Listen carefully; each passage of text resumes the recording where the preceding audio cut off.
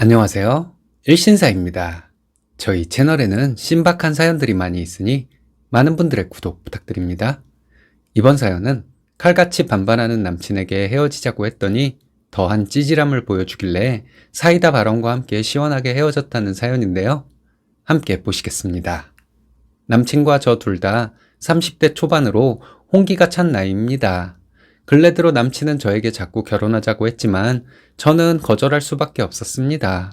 미안한데 너랑 결혼 생각은 없다 했더니 이 나이에 결혼에 대한 생각도 없이 자기를 만났다고 이용해 먹은 거냐 하더군요. 헛웃음이 났습니다.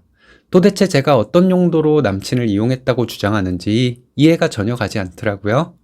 좋아하는 마음이 있기는 해서 연애를 이어가는 것은 나쁘지 않지만 결혼할 사이는 아닌 것 같다고 했는데 제가 무슨 사기를 친 것처럼 화를 내는 남친이 이해가 안 갔어요.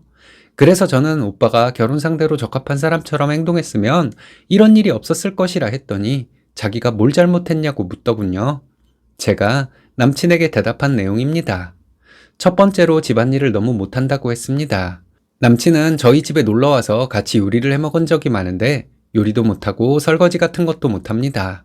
못하는 것이 아니라 안 하는 것이었어요.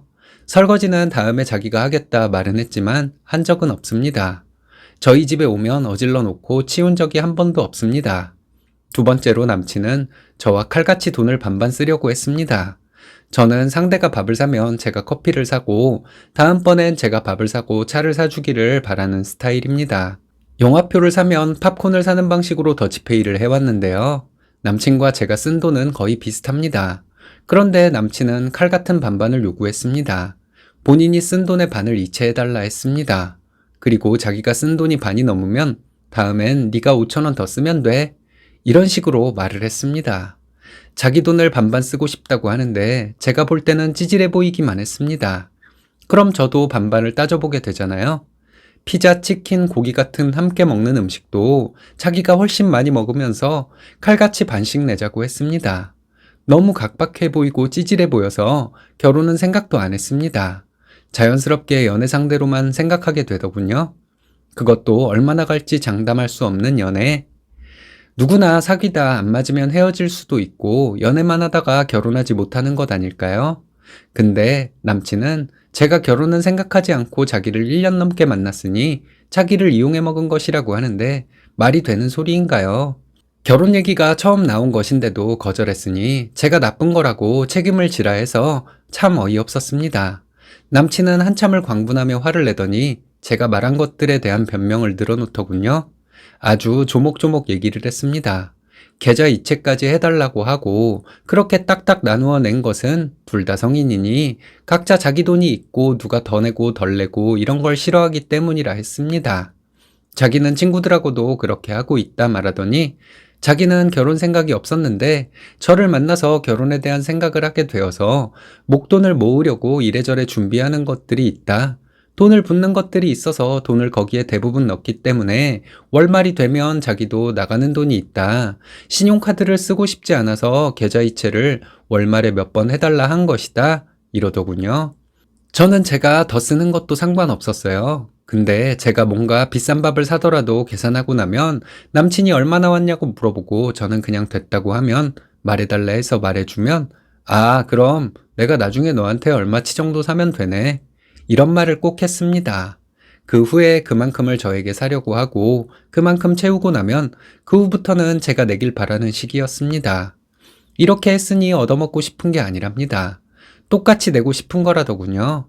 저는 이런 게 피곤했어요. 이 사람은 계산이 철저하니까 나도 계산을 해야 하는데 그냥 저는 제가 더 내는 것도 상관없다고 했지만 남친은 그것도 싫어했어요.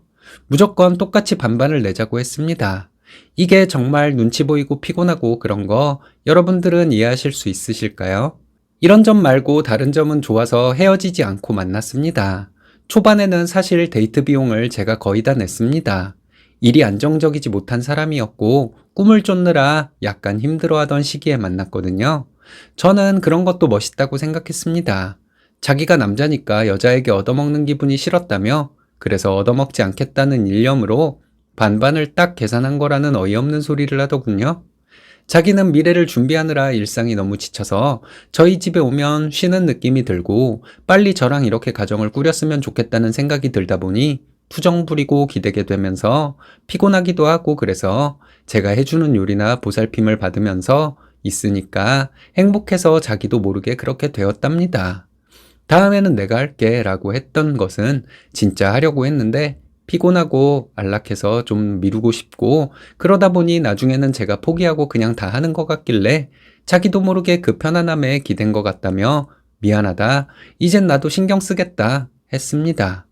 어질러 놓고 안 치운 것은 남의 집이라 어디에 어떻게 둬야 할지 모르겠고 네 방식이 있을 텐데 자기가 건드리면 안 될 것 같기도 하고 자기도 자취할 때 친구들이 놀러 오면 자기가 다 치워서 원래 손님은 그런 거라 생각했다며 그냥 네가 아내인 것처럼 다 챙겨주는 모습이 좋아서 거기서 쉬는 게 너무 편안하고 안락해서 챙김받고 싶었답니다.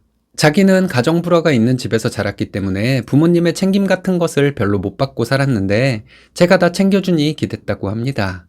자기는 어린애처럼 이런 대접을 받아보고 싶었답니다.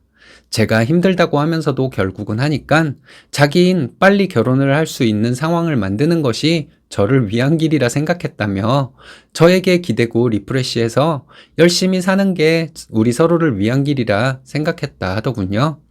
편할 것이고 노력할 것이며 당연히 결혼을 생각했고 너를 많이 사랑하니 결혼하자고 자기도 제가 미묘하게 마음이 뜬 것 같은 느낌을 받아 불안했다고 그래서 준비가 덜 되었는데도 요새 결혼하자고 한 것이라고 자기는 저 아니면 누구와도 결혼하고 싶지 않다고 순간적으로 화가 나서 그런 것이지 나쁘게 하려던 건 아니라고 설마 자기가 진짜로 너에게 나쁘게 했겠냐며 말만 그렇게 한 것이라고 근데 이것도 잘못했다고 자기는 저랑 가족이 된 것 같고 너무 행복했답니다.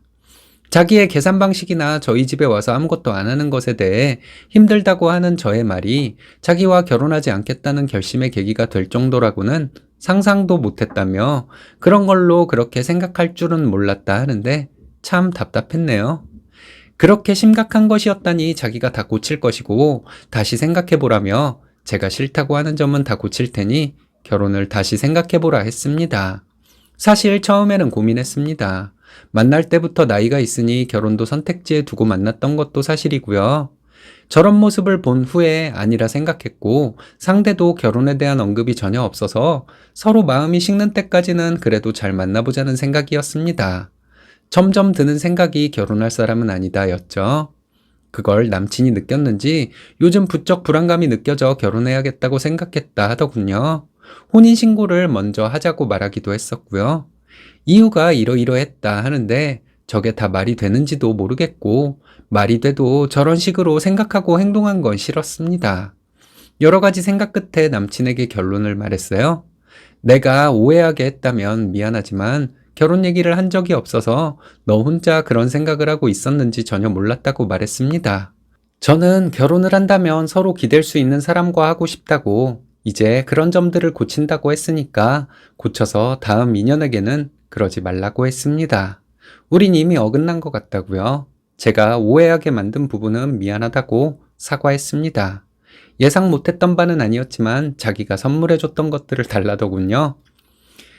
초반에 내가 돈을 거의 다 냈던 것은 잊었는지 남친 말이 돈이 아까워서가 아니라 자기가 준 걸 제가 가지고 있는 게 제가 불쾌할 것 같고 마음 떼기 힘들 것 같다며 저를 배려해 주는 것처럼 말하더군요. 제가 버리겠다니까 자기가 버린다고 하더니 선물은 내가 더 많이 줬던 것 같다 했더니 전날 홧김에 이미 다 버렸다더군요. 물건 받으러 온다고 해서 택배로 보내준다 했습니다. 오면 경찰에 신고하겠다 했고요. 자기는 저를 생각할 때 돈적으로 신경을 안 쓰는 사람 같아서 처음에 그런 부분을 순수하게 생각했던 것인데 자기가 이렇게 돈돈거리게 된 것도 다 저 때문이라고 자기는 돈 신경 안 쓰고 살고 있었고 결혼에 대한 생각도 없었는데 저를 만나고 결혼 계획이 생겨서 오히려 이렇게 된 것이라고 제 탓이라고 하더군요. 좋은 추억이라고는 안 남을 것 같습니다. 편해서 저에게 기대게 되었다는 말, 결혼하면 완전 기대려고 했다는 말인데 그걸 어떻게 그렇게 당당하게 말할 수 있는지 모르겠다 말해 주었습니다. 참 많이 실망스러웠습니다. 이런 모습이 다는 아니고 분명 좋았던 모습도 있었습니다. 좋았을 때는 스윗한 모습이나 모성애를 자극하는 부분도 사랑스러웠고, 그래서 나쁜 사람은 아니라고 믿고 싶었는데 실체를 알게 되니 너무 정신이 없었습니다. 사랑해서 그랬다는 남친의 말을 믿고 싶기도 했는데 저 스스로에게 정신 차리자 했습니다. 며칠간 전화가 왔지만 받지 않았습니다. 또 어떤 핑계를 대며 자기 합리화를 하려거나 저를 비난하려거나 둘 중 하나였겠죠. 문자로 말했습니다. 솔직히 칼같이 반반하는 거 정말 찌질해 보였고 궤변을 늘어놓는 것도 봐주기 힘들었다고요. 이제 차단할 것이니 연락하지 말라 했습니다. 헤어짐을 서로 얘기하는 기간에는 좀 힘들었지만 남친이 주었던 선물들을 택배로 보내고 나니 후련하더군요. 이젠 저도 성숙해져야죠. 바보 같다는 비난도 달게 받겠지만 위로나 격려의 말씀 주신다면 더 감사할 것 같습니다. 칼같이 반반, 선물 돌려달라. 자기는 받은 선물 다 버렸다. 정말 찌질함의 극치네요. 편해서 의지했다. 다 큰아들 입양할 뻔했습니다. 정이 있어 쉽지 않으셨을 텐데 결단 잘 내리신 것 같습니다. 멋지십니다.